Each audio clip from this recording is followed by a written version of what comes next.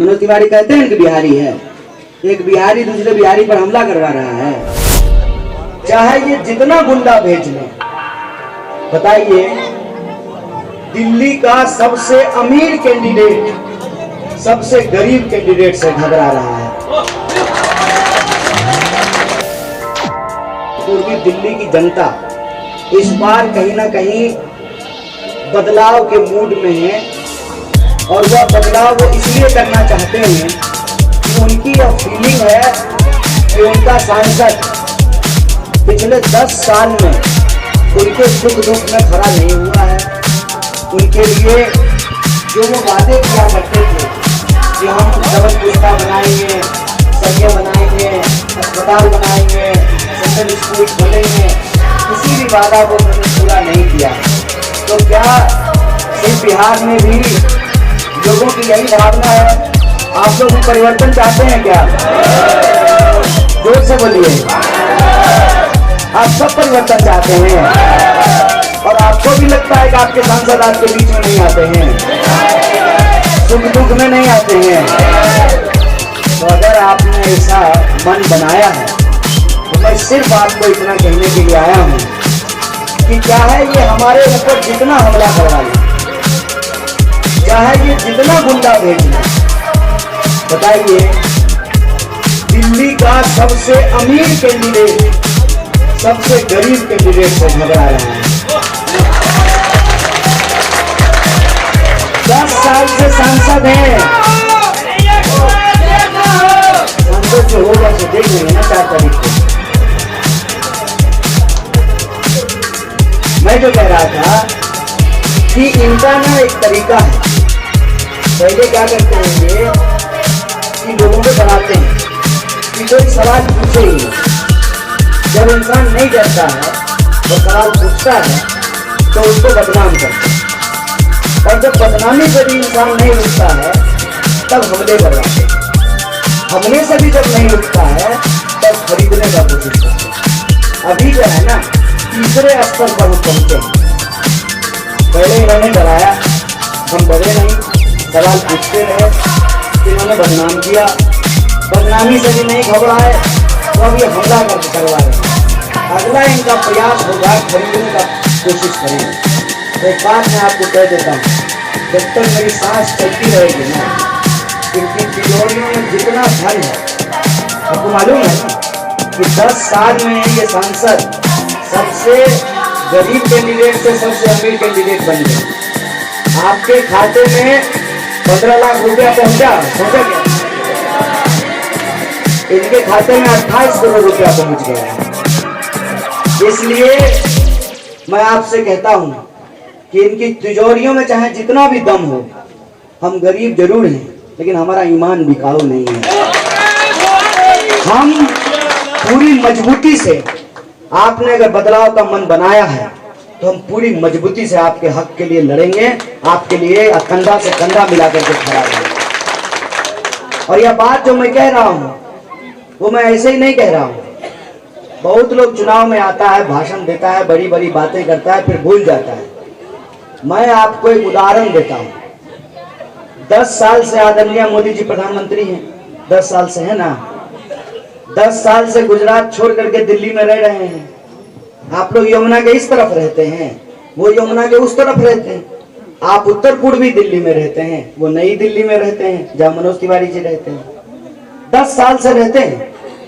Covid हुआ, बहुत तरह की समस्याएं इस क्षेत्र के लोगों को हुई। एक बार जो है मेट्रो स्टेशन गिर गया, उसकी दीवार गिर गई।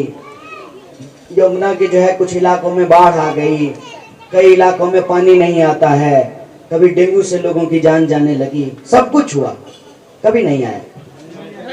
अभी तो मेरी माँ आंगनबाड़ी में काम करती है, अभी तो हम सांसद बने भी नहीं हैं। हमको कांग्रेस पार्टी और इंडिया अलायंस ने सिर्फ अपना कैंडिडेट बनाया है।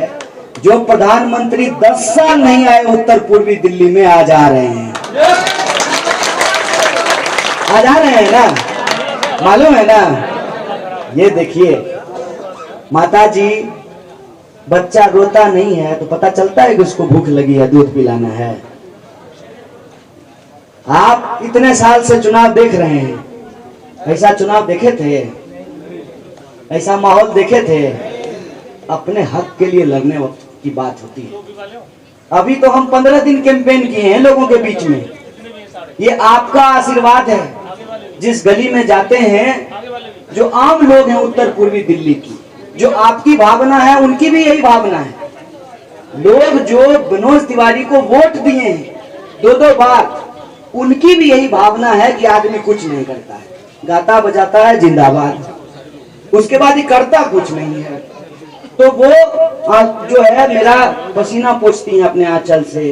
बुजुर्ग जो है माथा ठोक के आशीर्वाद देते हैं, और ये जो आशीर्वाद मिल रहा है उसी का असर है कि अभी सांसद बने नहीं है कि प्रधानमंत्री आए हैं। आप अपने आशीर्वाद को वोट में बदलिए। मैं कहता हूं कि अभी प्रधानमंत्री यमुना पार आए हैं कि पूरी की पूरी सरकार को यमुना पार लेकर के आएंगे। ये आपके ऊपर जिम्मेवारी है कि आपको अपने आत्मसम्मान के लिए निर्णय लेना पड़ेगा, अपने आत्मसम्मान के लिए फैसला लेना पड़ेगा। दिल्ली में 7 सीट है, 6 पर कैंडिडेट बदल दिया, यहाँ पे नहीं बदला। क्यों? क्योंकि उनके दिमाग में ये है कि हम लोग यही डिजर्व करते हैं। तो हमको उनको मैसेज देना पड़ेगा कि ठीक ठाक इंसान भेजोगे जो लोगों का काम करे, सांसद का काम करे।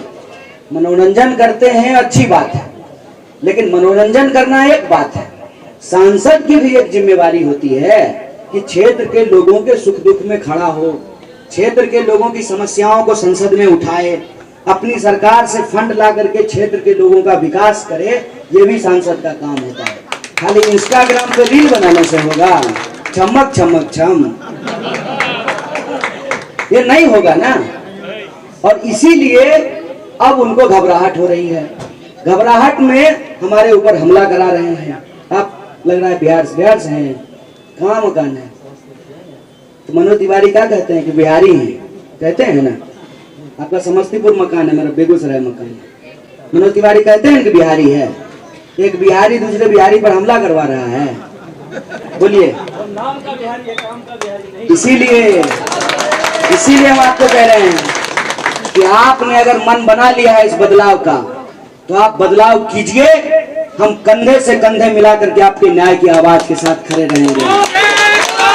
और हमको इनसे संघर्ष करना आता है। ये संघर्ष का ही असर है ना कि कैंडिडेट बने हैं तो इतना घबरा रहे हैं। सोचिए कि आपका आशीर्वाद अगर हमारे सर पर रहेगा और 5 मिनट के लिए अभी आए हैं, अगर 5 साल के लिए आप लोगों ने अपने बीच रह लिया तो संसद में ऐसा दहाड़ेंगे कि उत्तर पूर्वी दिल्ली की जनता के हक और अधिकार को ये छुपा नहीं पाएंगे, रोक नहीं पाएंगे। इसीलिए हम आपसे आग्रह करने के लिए आए हैं या निवेदन करने आए हैं। वक्त बहुत कम है। अगर आप परिवर्तन करना चाहते हैं तो आपके सामने विकल्प है। अगर आप खुश हैं तब तो कोई बात ही नहीं है। अगर आप परिवर्तन करना चाहते हैं तो हम आपसे निवेदन करते हैं कि इस चुनाव में आप सबको भी एमपी कैंडिडेट बनकर के गली मोहल्ले प्रचार करना चाहिए और इस बार संविधान की रक्षा के लिए और उत्तर पूर्वी दिल्ली की जनता के जीवन में बदलाव के लिए मतदान कीजिए। इसी आग्रह और निवेदन के साथ मैं अपनी बात को खत्म करूंगा। बहुत बहुत धन्यवाद, बहुत बहुत